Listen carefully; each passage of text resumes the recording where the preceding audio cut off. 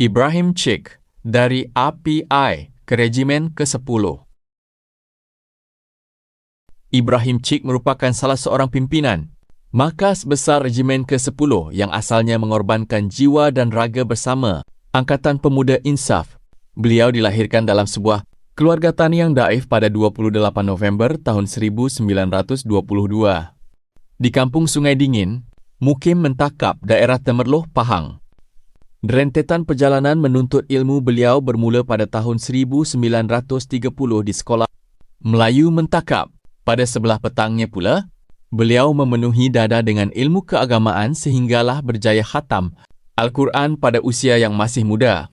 Hasrat mendalami ilmu agama membawa beliau melanjutkan pengajian ke Pondok Lubuk Kawah pada tahun 1935, di mana beliau mula mempelajari kitab-kitab bahasa Arab. Langkahnya dalam menuntut ilmu tidak terhenti di situ. Beliau kemudiannya merantau jauh ke Kelantan untuk berguru di Pondok Wakaf Baru. Ketika badai pendudukan Jepun melanda tanah air, beliau menyaksikan sendiri pelbagai bentuk kekejaman yang merobek keadilan rakyat. Terpanggil oleh rasa tanggungjawab, beliau bersama-sama penduduk kampung bangkit menghulurkan bantuan kepada pasukan anti-Jepun, Tentera Anti-Jepun Rakyat Malaya. Dalam kehangatan perjuangan itu, pada tahun 1943, beliau mendirikan rumah tangga bersama Rahmah, seorang Sri Kandi daripada Angkatan Wanita Sedar. Menjelang tahun 1947, beliau menganggotai Parti Kebangsaan Melayu Malaya sebelum menyertai API dan diberikan amanah besar sebagai bertanggungjawab dalam Badan Penerangan. Sebaik sahaja API diharamkan oleh penjajah, beliau beralih ke dalam barisan pembela tanah air dan menggalas tugas sebagai Ketua Penerangan PITA Pahang. Pada tahun 1948, beliau giat mengadakan siri lawatan demi menggerakkan sekolah parti bagi KEM Semalaya. Detik hitam penyerangan British melalui pengisytiharan darurat pada tahun 1948 memaksa beliau bergerak ke dalam hutan. Di sana beliau memimpin regu untuk menyusun pergerakan massa sekaligus bertindak sebagai instruktur politik bagi pasukan. Dedikasi beliau membawa kepada tugasan yang lebih mencabar pada tahun 1952 apabila beliau bersama Chang Ling Yun diutus ke kawasan sempadan Malaya, Thailand bagi membuka pangkalan baharu bersama pasukan sesaudara.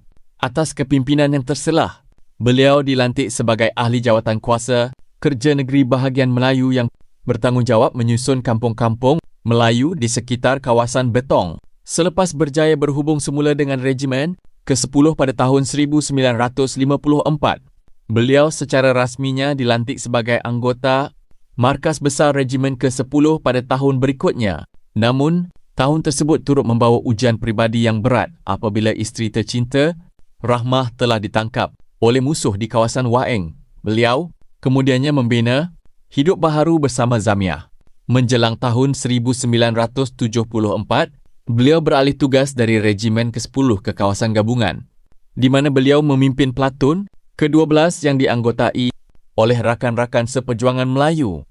Kemuncak kepercayaan parti terhadap beliau terbukti apabila beliau dipilih sebagai anggota Jawatan Kuasa Pusat Parti Komunis Malaya pada tahun 1980. Pasca Perjanjian Damai Hat Yai pada tahun 1989, lembaran baharu kehidupan beliau bermula.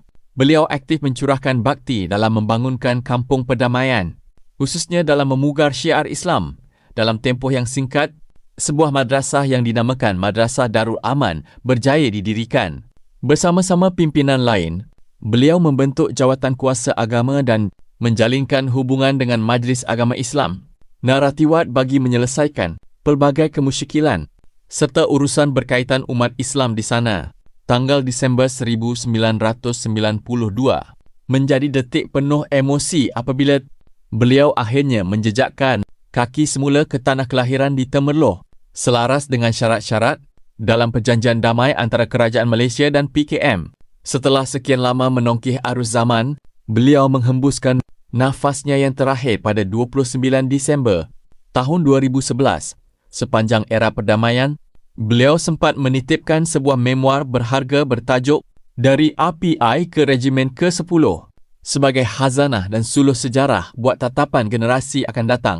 Abadilah jasa pejuang bangsa dan tokoh kemerdekaan ini. Semoga Allah Subhanahu wa Ta'ala mengampuni segala kehilafannya dan menempatkan beliau dalam kalangan hamba-hambanya yang soleh, insya-Allah.